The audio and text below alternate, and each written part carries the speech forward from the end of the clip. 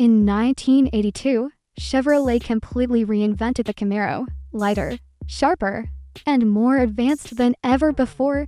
The third-generation Camaro wasn't just a redesign, it was a revolution. From the tech-heavy Berlinetta to the performance-driven Z28. This was the Camaro that redefined American muscle for the 80s. 1982, a year that marked the rebirth of an American icon. The Chevrolet Camaro, already a household name in the muscle car world, was stepping into a brand new era. After two solid generations that defined the pony car wars, Chevy knew it was time to evolve.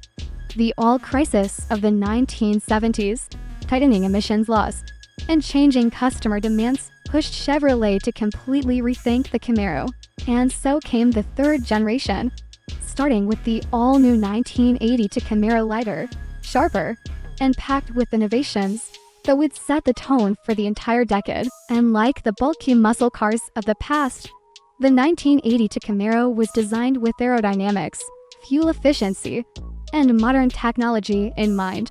Its sharp wedge-shaped design and fastback profile immediately made it stand out from its predecessors.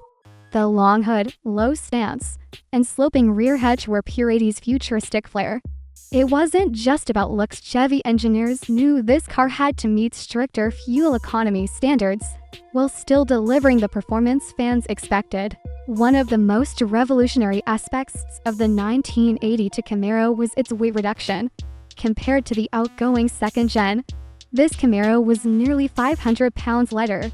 The result: better handling, quicker acceleration, and improved fuel economy. This was a smart move by Chevrolet, because the market was demanding more efficient cars without losing the thrill of driving. Chevrolet launched the 1982 Camaro in three distinct trims: Base, Berlinetta, and Z28.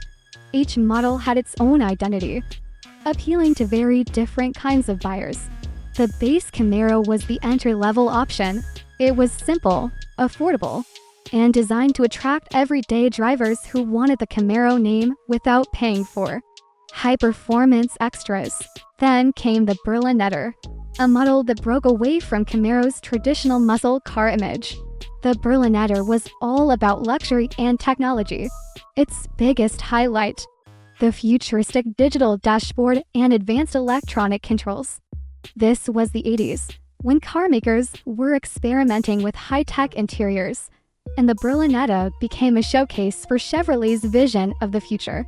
Plush seating, chrome accents, and an emphasis on comfort made it stand apart. It wasn't about racing, it was about cruising in style. And finally, the legend itself, the Camaro Z28. This was the heart and soul of performance. The Z28 came with bold ground effects, stripes, and a sportier, aggressive stance. But the real magic was under the hood.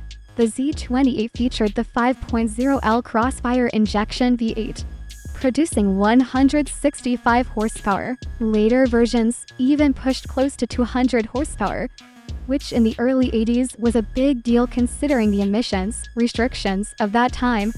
The Z28 also introduced aerodynamic improvements, like a front air dam and functional hood scoops, to give it both performance and style for enthusiasts.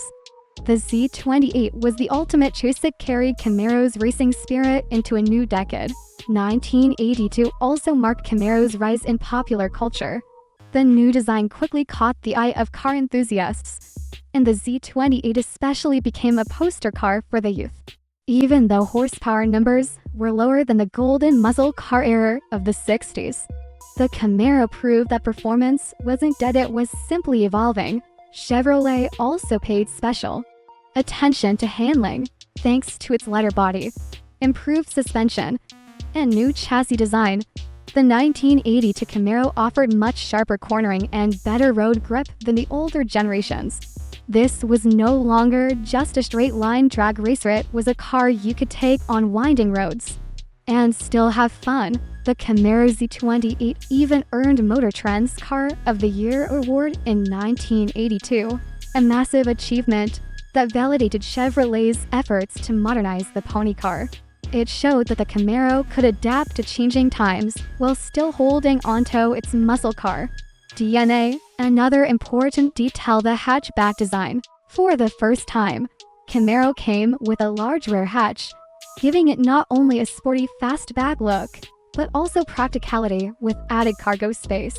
This small but smart feature made it more usable as a daily driver for Chevy fans.